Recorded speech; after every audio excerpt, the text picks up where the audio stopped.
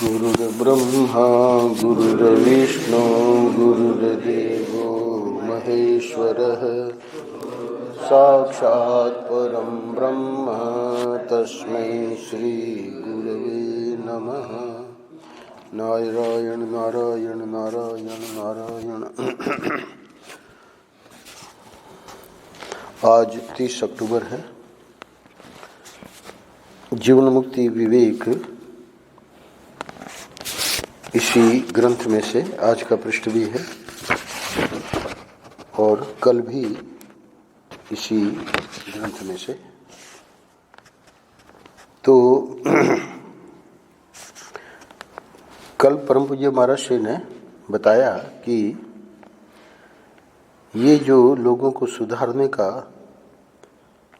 हमारी जो वासना होती है वो ही हमको दुख देती है। हमारे मन में शिक्षा देने की जो वासना है वह हमारा दुख है। दूसरे का मानना या न मानना तो उसके स्वभाव पर ही निर्भर करता है।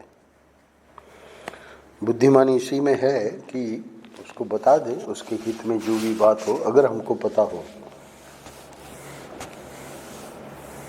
महात्मा लोग ये भी कहते हैं कि उसका हित जिसको तुम बता रहे हो, तुम सर्वज्ञ तो हो नहीं, तो इसलिए जो भी कुछ तुम उसको बता रहे हो उसमें उसका हित है।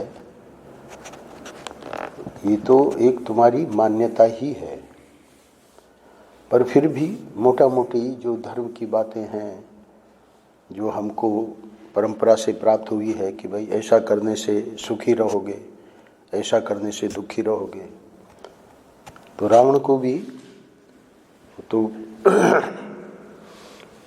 बचपन में जो उसके माता पिता नाना बड़े अच्छे कुल में पैदा हुआ और बाद में उसको विद्वान भी बना दिया कि भाई ये विद्वान हो जाएगा तो सुखी रहेगा। पर विद्वान तो उसको बना दिया, पर वो महात्मा लोग कहते हैं कि अगर वो मूर्ख रहता तो ज़्यादा से ज़्यादा गांव में एक दो बच्चों को या एक दो व्यक्तियों को मार पीट देता। अब वो विद्वान हो गया तो उससे तो और ज़्यादा भयंकर उसको तपस्या करके और उसने क्या क्या अनर्थ नहीं किए। तो हित का भी हमको नहीं पता कि किसका किसमें हित है,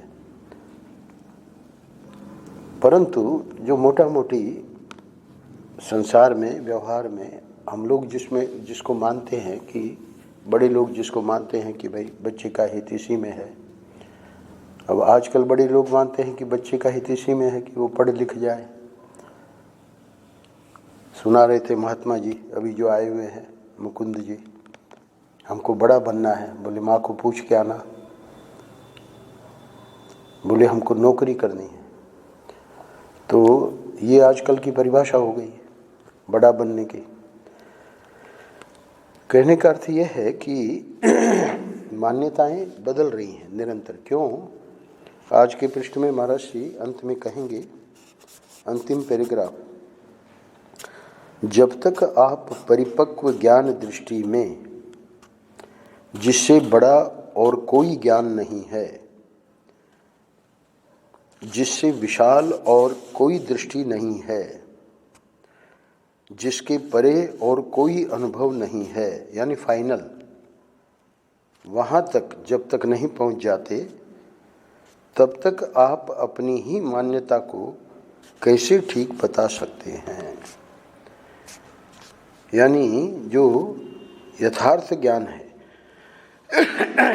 और वो यथार्थ ज्ञान भी सिर्फ बौद्धिक नहीं, परिपक्व ज्ञान दृष्टि, अर्थात वो अपने अनुभव के रूप में सिर्फ सुना सुनाया नहीं, सुने सुनाए बातों को दोहराने वाले ज्ञानी तो बहुत मिलेंगे, पर परिपक्व ज्ञान दृष्टि वाले महापुरुष वो तो बिरले ही होते हैं, दुर्लभ है।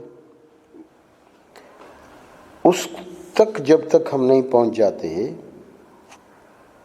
तब तक आप अपनी ही मान्यता को कैसे ठीक बता सकते हैं। ब्रह्म सूत्र में व्यास जी ने इस पे विचार किया और निर्णय दिया कि ये जो तर्क है, ये जो लॉजिक है, वो अप्रतिष्ठानात्, उसकी कोई प्रतिष्ठा नहीं है। यानी कोई ये नहीं कह सकता कि ये बात मैं जो कह रहा हूँ ये फाइनल है। क्यों? क्योंकि बुद्धि से बता रहा है ना, तो बुद्धि जो है उससे जो ज़्यादा बुद्धिमान है वो उसकी बात को काट देगा। इसीलिए भगवान शंकराचार्य जी के परम गुरु गौड़पादाचार्य, मांडुक्य के है तो 12 मंत्र। ये बात मैं इसलिए सुना रहा हूँ कि जीवन मुक्ति विवेक पर महाराज श्री बोल रहे हैं, वेदांत का प्रसंग है। तो मांडुक्य उपनिषद में है तो सिर्फ 12 मंत्र, पर वहाँ उन 12 मंत्रों में पूरा ये परिपक्व ज्ञान रख दिया है। बताते हैं कि एक उपनिषद पर्याप्त है ज्ञान के लिए। उपनिषद एक कई हैं इस समय, यानी 100 से ज़्यादा उपनिषदें तो प्रामाणिक रूप से प्राप्त हैं। यद्यपि बहुत सी शास्त्रों का लोप हो गया है, 1100 से ज़्यादा थी उपनिषदें, पर इस समय प्रामाणिक उपनिषदों में 100 से ज़्यादा अभी भी प्राप्त हैं। यानी 4% जो वेद का उपनिषद ज्ञान है, तो उसकी इतनी महिमा है कि जब तक वहाँ नहीं पहुँच जाए, primary, secondary, college, university, PhD, DLitt, यानी जब तक व्यक्ति लौकिक जो विद्या है उसमें एकदम जो सर्वश्रेष्ठ पद है वहाँ तक नहीं पहुँच जाता, तब तक व्यक्ति को लगता है कि अभी तो और कर ले, और कर ले, और कर ले। वैसे ही सनातन वैदिक धर्म में जो आध्यात्मिक जीवन है उसमें कर्मकांड, उपासना, योग, ये सब कक्षाएं पार करने के बाद भी ये जो परिपक्व ज्ञान दृष्टि है वो अंतिम है। तो वहाँ पर शंकराचार्य जी के परम गुरु ने उन्हीं 12 मंत्रों पे जब विचार किया तो हम लोगों के लिए इतनी बड़ी निधि दे दी 215 श्लोकों में। महाराज श्री ने बड़े विस्तार में उनकी व्याख्या की है, 4 खंडों में है। तो वहाँ सृष्टि को लेकर एक प्रसंग आता है कि ये सृष्टि कैसे हुई। कम से कम 12 श्लोकों में उन्होंने बताया है कि कितने मत मतांतर हैं, और उसको गिने कम से कम 29-30 मत मतांतर हैं कि ये सृष्टि कैसे बनी। और अंत में जाके जो यथार्थ बात है वो सब 29-30 मतों का उस पर पानी फेर देती है। क्या अर्थ हुआ? जो परिपक्व ज्ञान दृष्टि है वहाँ पर कोई मान्यता नहीं है। मान्यता तो हम अपनी बुद्धि से बनाते हैं। इसलिए सनातन वैदिक धर्म की जो विशेषता है वो ये है कि उन्होंने वेद को प्रमाण माना। तो वेद में अब सब चीज़ें हैं। वेद में तो कर्मकांड भी है, उपासना भी है, ज्ञान कांड भी है। तो उसका जो क्रम है विद्वानों ने विचार करके, और जो ऋषियों ने, क्योंकि उपनिषद में उसका फाइनल दे दिया गया है। पर फिर वही बात है कि उपनिषद में अगर फाइनल है तो पूर्व की बातों से उसका विरोध आ रहा है। तो वेद में ही आपस में विरोध है। वेद की जो पंक्तियां हैं उनमें आपस में विरोध आ रहा है। तो ब्रह्म सूत्र यानी वेदांत दर्शन जो है उसमें मैंने पहले भी बताया, कम से कम करीब समझ लीजिए 200 विषय ऐसे हैं जो कि स्पष्ट रूप से दिख रहा है कि ये कुछ कह रही है वेद की पंक्ति और वो उपनिषद की पंक्ति कुछ और कह रही है। उन विषयों को व्यास जी ने लिया और लेके 555 सूत्रों में, ब्रह्म सूत्र में उसका निर्णय दे दिया कि विरोध है नहीं। उसको इस प्रकार अगर हम समझेंगे, यानी श्रद्धा से जब हम व्यास जी को फाइनल मानेंगे, क्योंकि ब्रह्म सूत्र की भी सबने व्याख्या की है, वहाँ पर भी अपनी मान्यता अपने वो लगा दिया है कि ब्रह्म सूत्र का ये अर्थ है। संस्कृत की विशेषता यह है, एक धातु के कई अर्थ होते हैं, तो उसको जैसे विद्वान लगाना चाहे लगा सकता है। परंतु जो परंपरा में अध्ययन करते हैं उनको पता है कि ये जो महापुरुष हैं उनमें कोई ठगी नहीं है।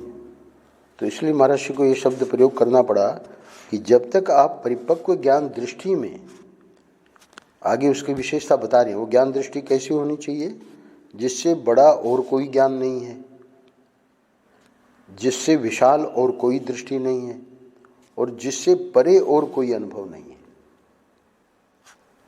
तो इसीलिए गुणातीत जो है, उस गुणातीत को लखाना ही बहुत कठिन है, क्योंकि वो सबसे परे है, गुणों के परे है, पूरी की पूरी सृष्टि गुणों में है। तो माया जो है जिससे भगवान ये सृष्टि रचते हैं वो त्रिगुणात्मक है, तो उससे परे असलियत है, क्योंकि माया वाली जो है वो तो पूरी की पूरी रचना, उसमें हम ये समझ ही नहीं पाएंगे कि क्या सही है क्या गलत है। अभी रावण का दृष्टांत दिया, महेशानंद गिरी जी ने समझाया है, ऐसे ही उसको समझ लें कि भले उन्होंने हित करके ही उसको पढ़ाया, विद्वान बनाया, पर वो विस्फोट हो गया, वो तो और भयंकर राक्षस बन गया। तो इसलिए आज का शीर्षक है, अपनी मान्यता को दूसरे के सिर पर नहीं लादना चाहिए। तो क्या करें, वो व्यक्ति गलत कर रहा है तो करने दें, ऐसा नहीं कह रहे हैं। हमको जो समझ में आवे, और हमारा अगर वहाँ कर्तव्य है, माता पिता हैं, तो बच्चे को देंगे ही संस्कार, और उस संस्कार से वो आगे बढ़ेगा। पर ये प्रसंग अपने सिर्फ संस्कारों का नहीं है, ये जीवन मुक्ति विवेक पर चूँकि महर्षि बोल रहे हैं, इसलिए यहाँ ऐसे बोलना पड़ रहा है कि जितना जो कुछ है व्यवहार वो सब मान्यता है।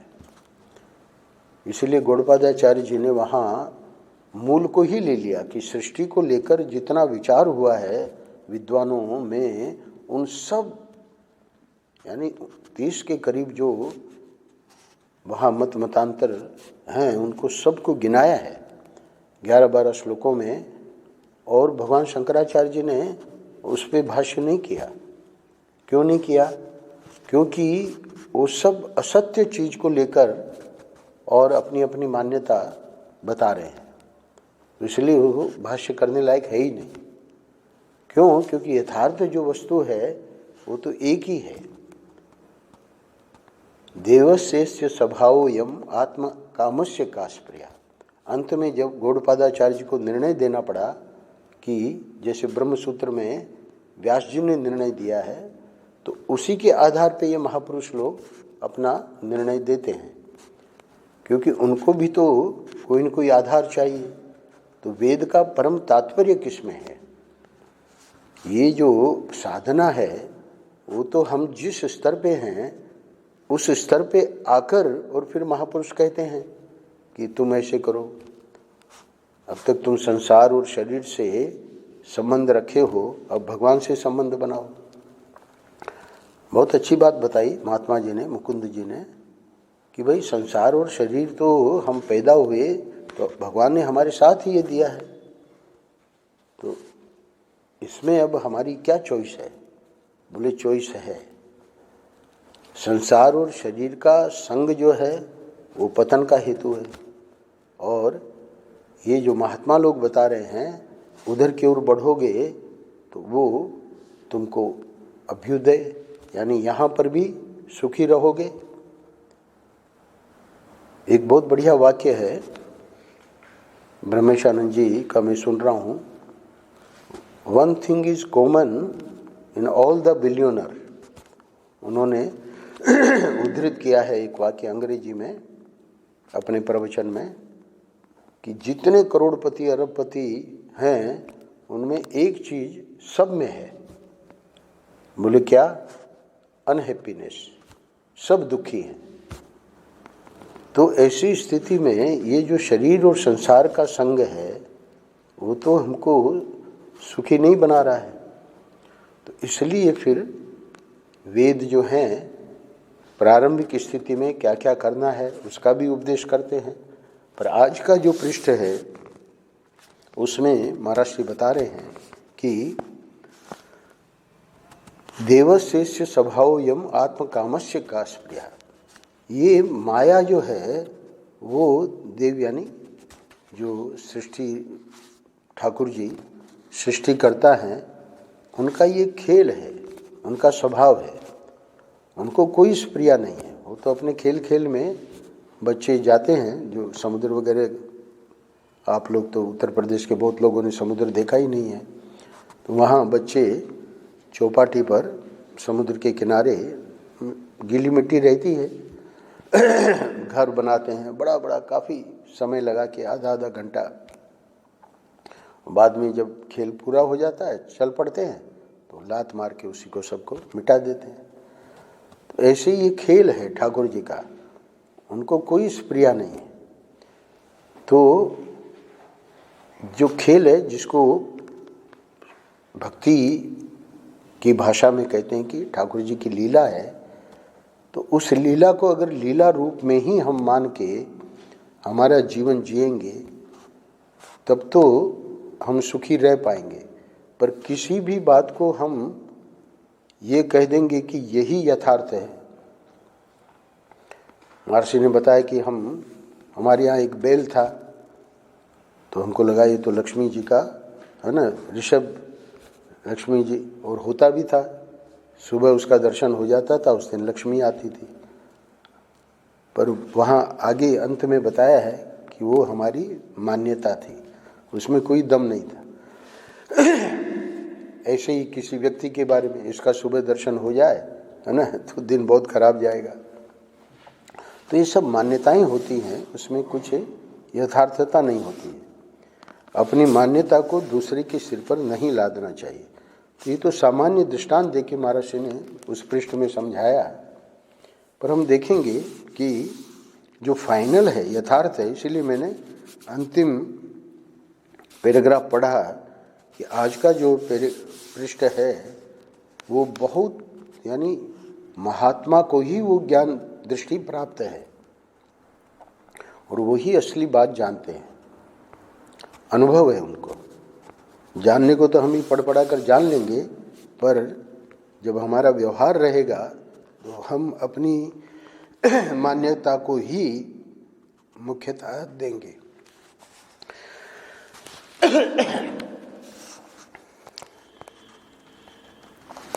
हम लोग अपनी धारणा को इतनी सच्ची समझते हैं कि क्या कहें।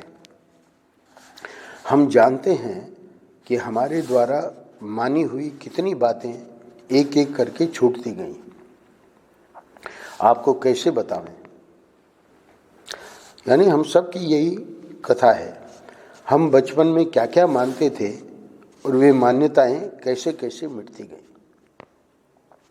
महर्षि कहते हैं कि एक व्यक्ति परिवार का ही कुछ दूर के संबंध में थे, महर्षि बालक थे,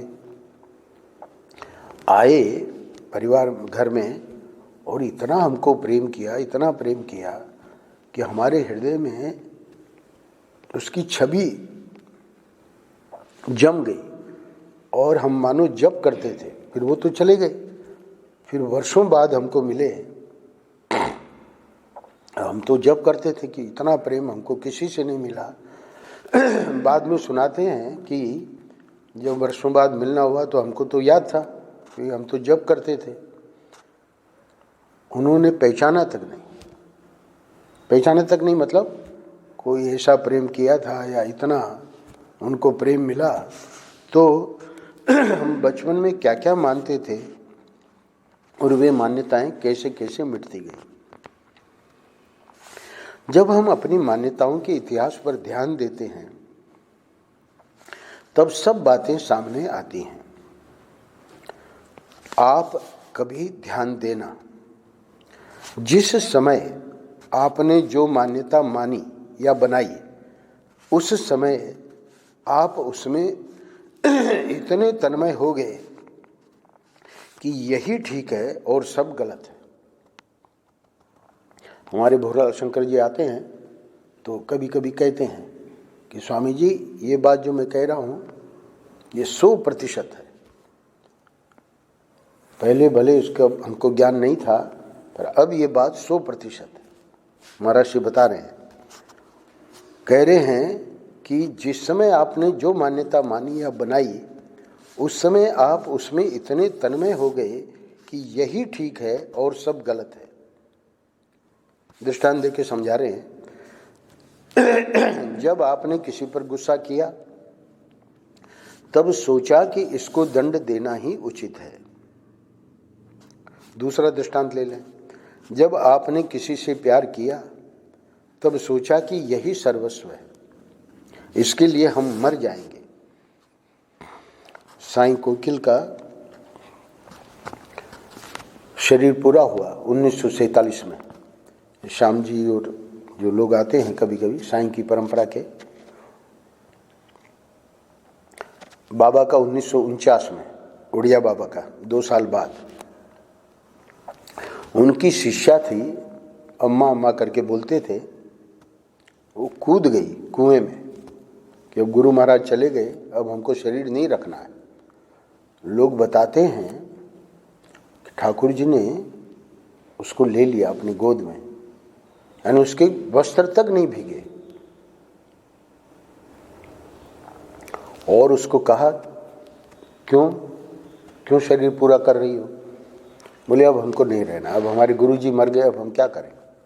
बोले नहीं, तुमको अभी हमारा काम करना है। ठाकुर जी कह रहे हैं, तुम्हारे गुरुजी का मैं चाहता हूं कि यश और विस्तार फैले, उनकी प्रतिष्ठा, उनका कीर्ति संसार में फैलनी चाहिए, और वो काम तुमको करना है, तुमको अभी शरीर रखना है। अब ठाकुर जी ने दर्शन दिए, इस प्रकार कहा गुरु के बारे में। बाद में लोगों को, ये तो उसकी अनुभव की बात है, लोगों को पता लगा, कूद गई तो उसको निकाला तो देखते हैं वस्त्र तक गीले नहीं हुए। अद्भुत घटना है। और उसी के माध्यम से साईं अम्मा की जय उनकी परंपरा में बुलवाते हैं, साईं की भी और शिष्या की भी, साईं अम्मा की जय। तो ये क्या है? महर्षि कह रहे हैं कि जब आपने किसी से प्यार किया तब सोचा कि यही सर्वस्व है, इसके लिए हम मर जाएंगे। बेचारी ने मरना चाहा भी, है ना, पर ठाकुर जी की इच्छा कुछ और ही थी। आज वही संप्रदाय, वही परंपरा, यानी महाराज श्री और उड़िया बाबा को साईं ने पहचाना, और इन दोनों परंपराओं का इतनी घनिष्ठता है। भले वो तो भक्ति की परंपरा है, परंतु वो सब लोग महाराज श्री के समय में देखने लायक था। इनका उत्सव होता था तो एक दिन फिर आश्रम में सब आते थे, आज भी आते हैं। पर वो जो महाराज श्री के समय की जो बातें हैं, तो ये 2 दृष्टांत देके बता दिए कि गुस्सा आता है तब भी हमको ऐसा लगता है ना, प्यार होता है तब भी ऐसा लगता है। अब हम लोगों को पूछ रहे हैं, आपके जीवन में ऐसी ऐसी मनोवृत्तियां आई हैं या नहीं? बोले अवश्य आई हैं। आज आएगी वो लता, सुना रही थी, इतना भाई हमको इतना प्रेम करता था, हमारी बहनें हमसे ईर्ष्या करती थी, पर महाराज की शिक्षा उसको प्राप्त है। वो मन ही मन सोचती थी कि ये ज़्यादा आगे चलेगा नहीं। बोले आज वो बात तक नहीं करता। जिससे दुश्मनी हुई वही बाद में दोस्त हो गया। इसको उल्टा भी कर दें, जो दोस्त था वही दुश्मन हो गया। जब आपने क्रोध किया तब कहा कि यही उचित है, जब आपने राग किया तब कहा कि यही उचित है। आपकी मान्यताओं का ऐसा इतिहास है कि नहीं, पूछ रहे हैं श्रोताओं को। यह मैं आपकी दिल की बात बोल रहा हूं कि नहीं? बोले बिल्कुल सही है महाराज। तो फिर अब अगला प्रश्न कर रहे हैं, क्योंकि वो जो बातें थी वो अब आज सब गलत हो गई। तो इस समय आपका जो राग है अथवा जो द्वेष है, उसके बारे में क्या आप कह सकते हैं कि बिल्कुल परिपक्व एवं पूर्ण ज्ञान के आधार पर आपका वह राग अथवा आपका वह द्वेष है? क्या आप कह सकते हैं कि आपकी वह मान्यता कभी नहीं बदलेगी? यानी इस समय जो आपकी मान्यता है वो कभी नहीं बदलेगी, क्या आप ऐसा कह सकते हैं? आज भी आप गलत हो सकते हैं, जैसे 10 वर्ष पहले गलत थे। 10 वर्ष वाली पहली बात तो सिद्ध हो गई कि वो गलत थी, तो वैसे ही आज वाली बात भी आगे चल के गलत सिद्ध हो जाएगी।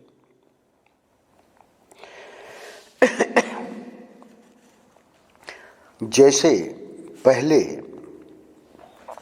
हमने अपनी मान्यता के कारण राग अथवा द्वेष करके पश्चाताप किया, वैसे आज का राग द्वेष भी हमको आगे पश्चाताप नहीं देगा। इसका क्या प्रमाण है? तो फिर हम करें क्या महाराज? सावधानी तो यही है कि जब आप अपनी वृत्ति की प्रवृत्तियों पर ध्यान देंगे, जब आप अपनी मान्यताओं का इतिहास देखेंगे, तब आपको इस समय जिस दिल में आप शामिल हैं, बहुत ध्यान से सुनना, यहीं पर आज की पृष्ठ की जो शिक्षा देना चाह रहे हैं महाराज श्री, क्या कहना चाह रहे हैं? आपको इस समय जिस दिल में आप शामिल हैं, मैं गोविंदानंद हूँ और मेरी ये मान्यता है, यही बात सच्ची है, यानी अपने दिल में मैं शामिल हूँ। आत्मा जो है उसका तादात्म्य इस शरीर की मान्यताओं से होता है, उसी को समझा रहे हैं। तो अब क्या है कि वो आत्मा ने इस समय वो शामिल हो गया, पर उसको शायद बदलना पड़े। अभी जो बोला शंकर जी की उस बात पे हमको इसलिए हंसी आती थी कि उसके पहले भी वो 100% 2-3 साल पहले हमको बोल गए थे कि ये बात बिल्कुल 100% है। अब वो 2-3 साल बाद कह रहे हैं कि ये बात 100% है। तो इसलिए महाराज जी कह रहे हैं कि उसको शायद बदलना पड़े। बस इतनी सी सावधानी महाराज श्री बता रहे हैं। फिर से सुन लीजिए। सावधानी तो यही है कि जब आप अपनी वृत्ति की प्रवृत्तियों पर ध्यान देंगे, और ध्यान देने का मतलब ये जो अभी अभी इतना हम लोग पढ़ गए, तो ये इतिहास मान्यताओं का बदलता है। तो ये बात अगर पकड़ में आ गई कि परिवर्तनशील जगत में कोई चीज स्थिर नहीं है, तो जब आप अपनी मान्यताओं का इतिहास देखेंगे, तब आपको इस समय जिस दिल नहीं, दल, क्योंकि आगे दल को दल बताएंगे, मैं गलत पड़ गया। तो आपको इस समय जिस दल में आप शामिल हैं, ये और ज़्यादा प्रैक्टिकल शब्द है, क्योंकि दल बन जाते हैं, है ना। महाराज जी का जो अंतिम पृष्ठ यहाँ आपके पास पुस्तक है, उसमें महाराज जी ने बताया है कि ईश्वर की असीम एवं अहेतु की कृपा से महापुरुषों का संग एवं सानिध्य प्राप्त कर यदि सत्संगी भी राग द्वेष करे, तो समझना कि सत्संग में आकर उसने महात्मा के संग का दुरुपयोग किया। अपने पत्नी, भाई, भतीजा, अंग्रेजी में शब्द है नेपोटिज्म, तो भाई भतीजावाद, नेपोटिज्म। तो नेपोटिज्म जो है, तो यानी अध्यात्म में तो ये छूटना चाहिए था। और यहाँ पर भी है ना, वो आगरा के आते थे प्रबुद्धानंद जी के, है ना, महाराज जी देखते थे, उनके साथ अलग व्यवहार और भक्तों के साथ अलग व्यवहार। तो यानी अध्यात्म में गुरु के चरणों में आकर भी अपनी पत्नी, अपने भाई, अपने भतीजा, है ना, अथवा अपना दल, अपने मित्र, हमारी एक अलग पार्टी बन गई, दूसरे की अलग पार्टी बन गई। महाराज जी यहाँ अपना कष्ट व्यक्त कर रहे हैं कि गुरु के पास आकर भी अपनी पत्नी, अपना भाई, भतीजा वहाँ भी पहुँच गए, ये अपना पक्ष, ये पराया पक्ष वहाँ भी पहुँच गया, मतलब अध्यात्म में भी आ गया। तुम अपने दिल को बनाने के लिए निकले थे कि दिल को बिगाड़ने के लिए निकले थे? क्यों गुरु के पास गए थे? क्यों जप किया था? क्यों साधन स्वाध्याय किया था? तो ये जो दल है, ये जो पक्ष बन जाते हैं, अंग्रेजी में कहावत है, माता पिता के जब तक एक बच्चा है तब तक सब ठीक है। It takes only 2 for the politics. 2 बच्चे हो गए, अब वो आपस में दोनों भाई बहन हो या भाई भाई हो, अब राजनीति चालू हो जाती है। यानी कहावत है, तो एक है तब तक तो ठीक है, पर 2 होते ही दल बन जाता है। तो तब आपको इस समय जिस दल में आप शामिल हैं उसको शायद बदलना पड़े। तो ये दल है क्या, उसकी पोल पट्टी बता रहे हैं।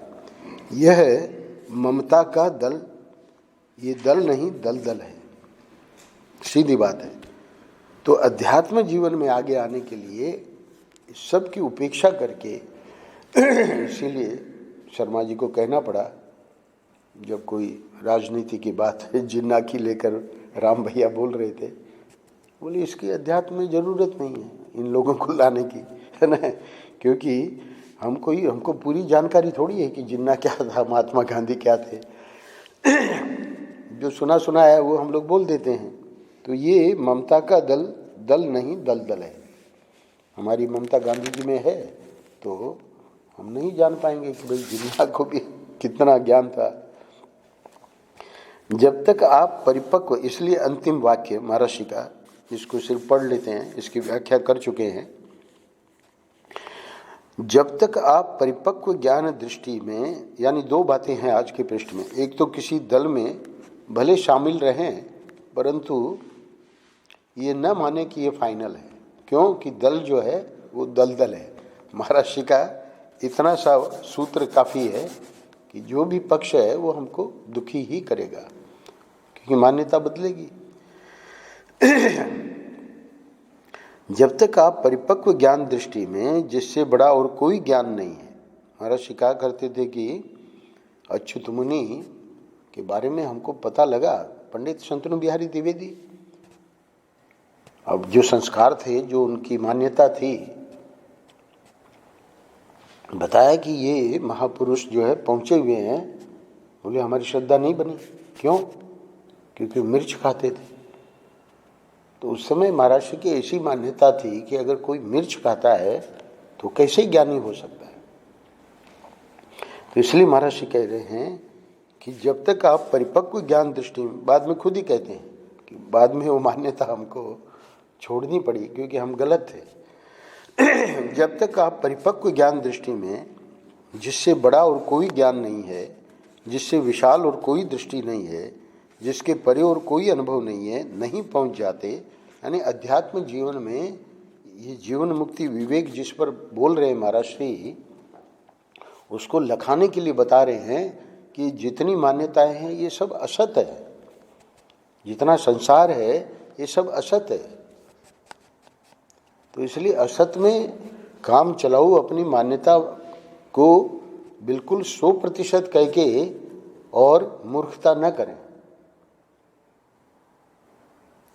यही समझें कि भाई आज हमको ऐसा समझ में आ रहा है, कल हो सकता है कि आगे का ज्ञान हमको प्राप्त होगा तो ये बात भी हमारी गलत हो जाएगी।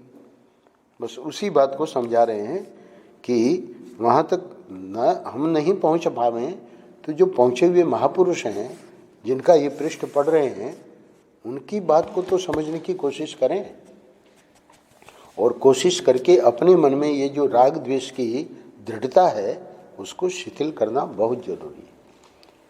राग द्वेष को जैसे ही व्यक्ति दृढ़ करता जाएगा वैसे ही वो अपने दुख को बढ़ाता जाएगा। महात्मा चाहते हैं कि जब भगवान ने बुद्धि दी है तो ये राग द्वेष दृढ़ करके हम दुख की सृष्टि अपने जीवन में और औरों के लिए जो कर रहे हैं वो तो कम से कम नहीं होनी चाहिए। तो इसलिए ये संस्कार दे रहे हैं कि हम भले उससे परिपक्व ज्ञान दृष्टि को प्राप्त न कर पावें, परंतु जो ऐसे महापुरुष हैं जिन्होंने ये सब प्रवचन किए हैं उनको पढ़कर हमको अपने में सुधार करना है। इसलिए वो अंतिम पृष्ठ यानी वो जो अलग से इसमें इसी में से निकाला है। अप्रैल 21 आनंद रस रत्नाकर बहुत महत्वपूर्ण बात कह रहे हैं। गुरु के पास क्यों गए थे? महर्षि के पास लिस्ट लेके महर्षि के 2 शिष्य पहुंचे। लिस्ट में क्या था कि जो आपकी सेवा में इतने वर्षों से है उसके बारे में ये सब बातें सुनने में आई हैं। अंदर से दरवाज़ा बंद करके बाकायदा पॉइंट बना के कि महर्षि को बताएंगे कि हमने ये पता लगाया है और उसके व्यक्ति के बारे में ये सब बातें सत्य है। जो समाज में चर्चा हो रही है आपके भक्त समाज में वो सब बातें सत्य हैं। लिस्ट का प्रथम वाक्य वो व्यक्ति नहीं बोल पाया। पहला पॉइंट यह है, महर्षि ने उन दोनों को कहा, आप लोगों ने जिस कार्य के लिए घर छोड़ा है, एक सन्यासी है, एक ब्रह्मचारी है, आप लोगों ने जिस कार्य के लिए घर छोड़ा है क्या वो कार्य पूरा हो चुका है? क्या अब यही कार्य बच गया है जिसके लिए आप हमारे पास आए? गुरु देखिए कितना ये राग द्वेष हमारे जो हैं उनको हटाने के लिए कितना प्रयत्न करना पड़ता है, पर हम गुरु के पास आकर भी अपने पक्ष बना लेते हैं।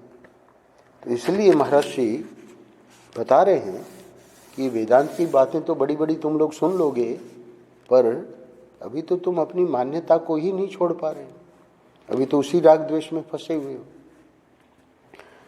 अध्यात्म जीवन में निर्मल जीवन होता है, सबके प्रति क्या प्रेम का भाव है ना, वो जीवन है। तो गुरुओं में होता है वैसे शिष्य में भी होना चाहिए। तो शिष्य तो अपने पक्ष बनाए बैठा है, उनका तो दिन रात बस उसकी निंदा उसकी स्तुति। तो इसलिए कह रहे हैं कि जिसके परे और कोई अनुभव नहीं है, तो वहाँ तो सब अपना आत्मा ही है। वो पुस्तक में क्यों लाया कि उसमें 500-600 के करीब श्लोक हैं शंकराचार्य जी ने।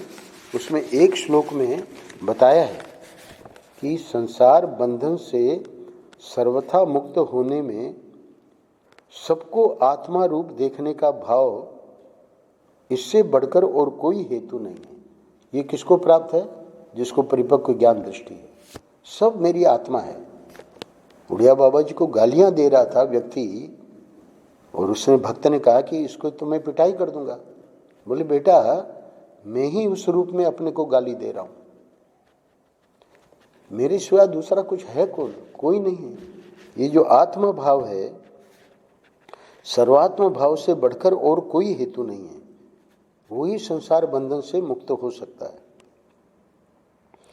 निरंतर आत्मनिष्ठा में स्थित रहने से ये जो जगत है जिसको सत्य मानकर हम लोग सुखी दुखी हो रहे हैं, जगत और शरीर, तो वो जो है अब एक लीला है। आनंद के लिए ठाकुर जी ने कर रखा है, इसमें कुछ अपना मान्यता बनाने की जरूरत नहीं है, ये दलदल है। तो जिसके परे और कोई अनुभव नहीं है, वहाँ तक नहीं पहुँच जाते। तो जैसे मैंने बताया स्वयं न भी पहुँच पावे, पर जो पहुँचे हुए हैं उनका अनुसरण करें। वो जो बता रहे हैं उसको जीवन में उतारें, राग द्वेष को शिथिल करें।